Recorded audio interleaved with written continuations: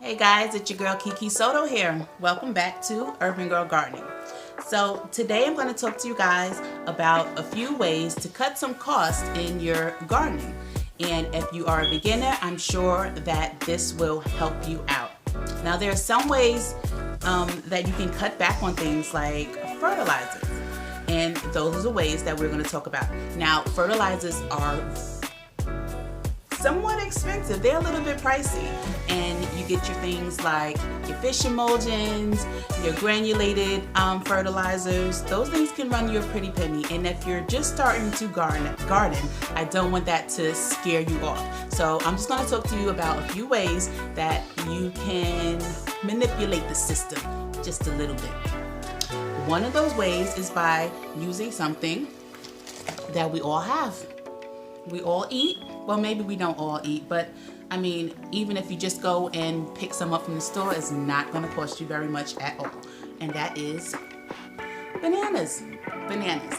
Now, if you are composting already, meaning you're saving up your kitchen scraps and you're using them in a hot compost, or you're just letting them sit to mix in with your outdoor compost, you're just throwing your pills in. Some people take the pills off, and after they use the banana, they toss it right into the garden itself.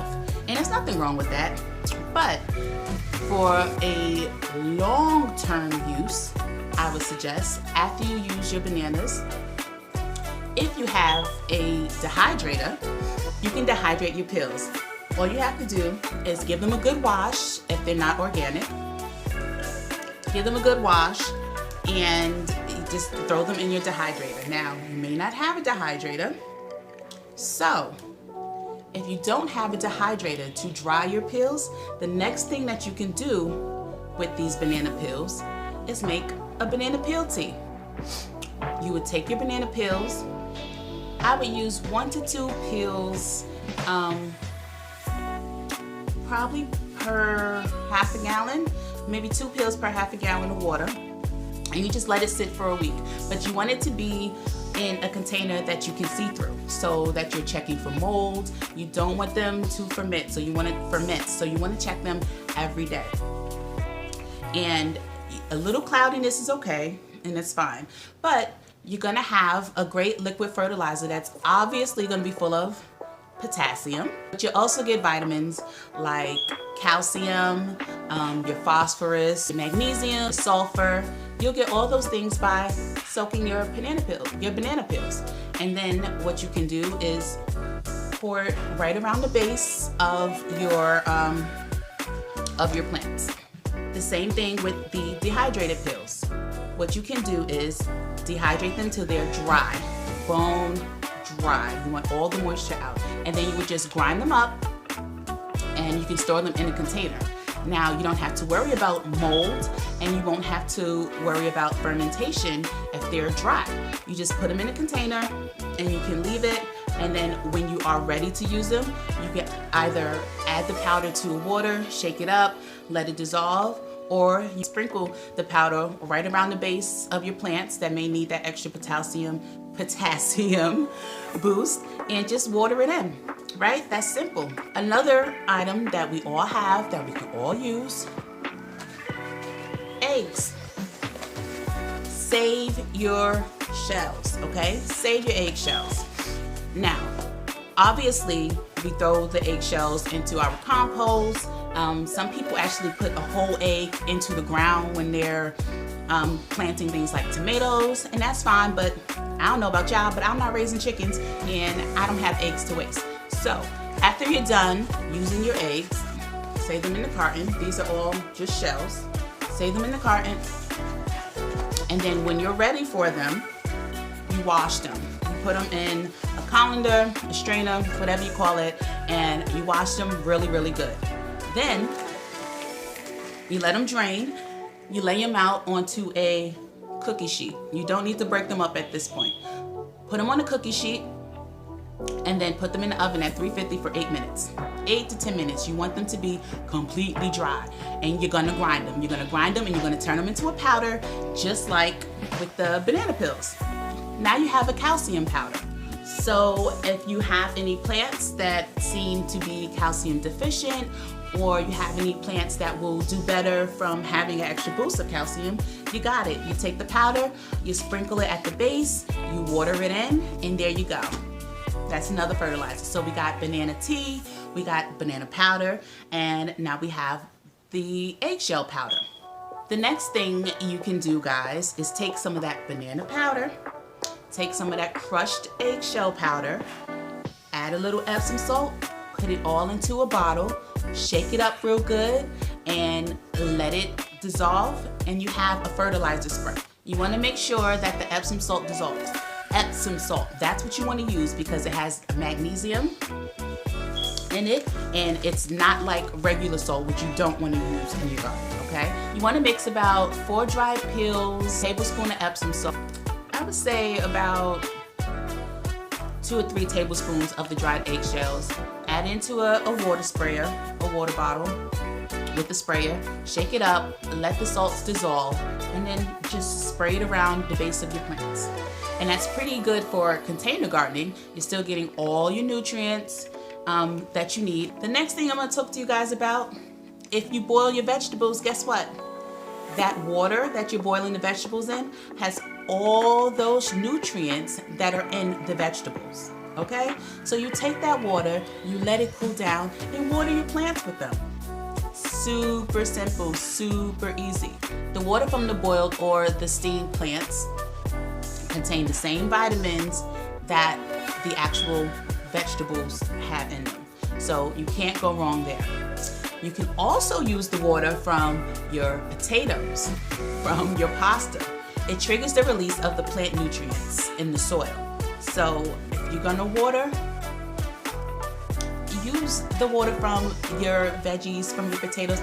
But if you salted the water, I repeat, if you salted the water, do not use that water. You do not want to add salt to your soils, to your plants, because that will do the total opposite. It will deplete your soil of all its nutrients. So do not use the water if you salted it. The next thing we're going to talk about, weed tea. Weed tea. I'm talking about the weeds that we pull from the garden. Take those weeds, get you a 5-gallon bucket. As you're pulling your weeds, throw them into the bucket. When it gets to about 2/3 of the way full, fill the rest with water. Then you're going to let it sit for about 2 weeks, okay? Let it sit for about 2 weeks. Let the water soak up all the nutrients from those weeds, because the weeds are growing, right? They're growing from the ground. That means that they are using some kind of nutrients. Just because we don't eat them, just because we don't like them, don't mean that they don't have any properties that may help us in our garden.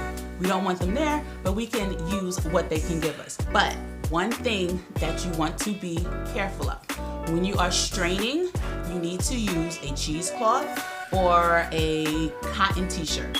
You do not want to get any of the seeds from the weeds back into your garden, because that would just defeat the purpose of pulling the weeds in the first place, right?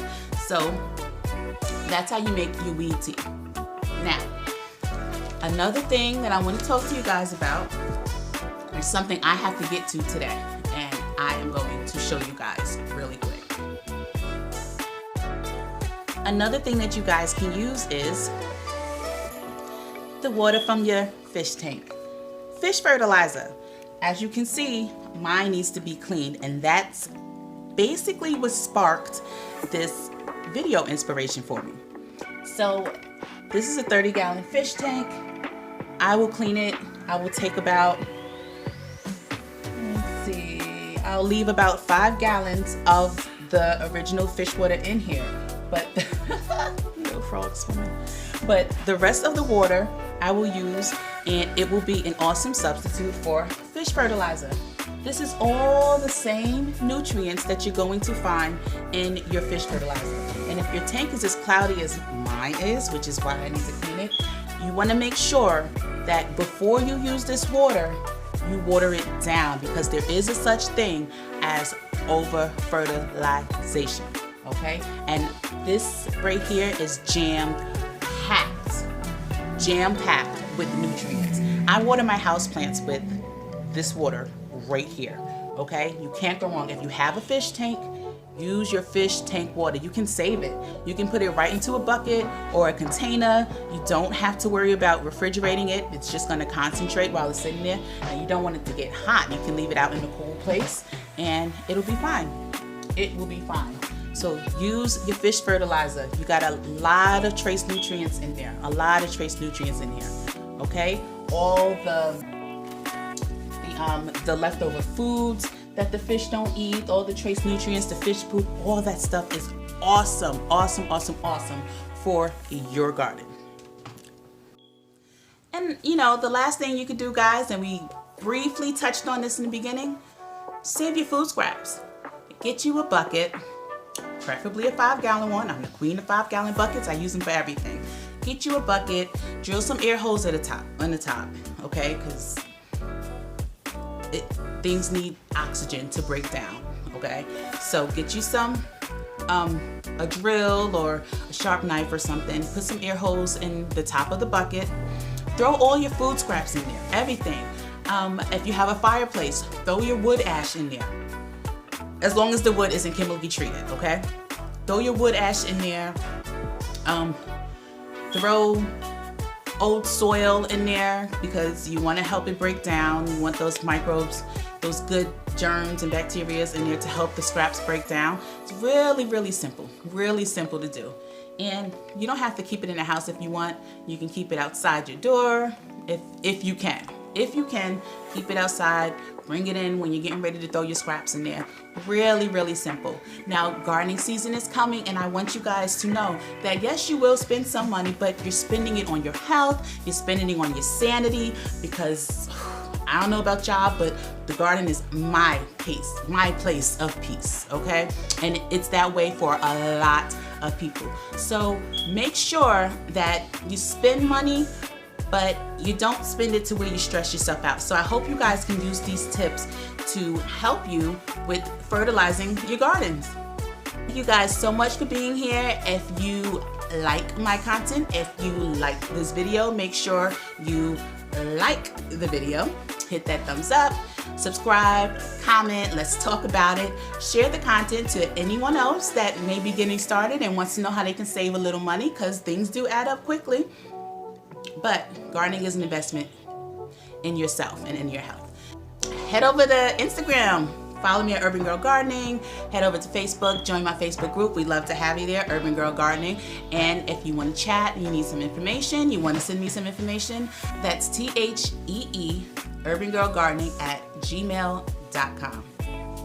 Learn with me, grow with me. Thank you guys so much for being here. I will see you all in the next video.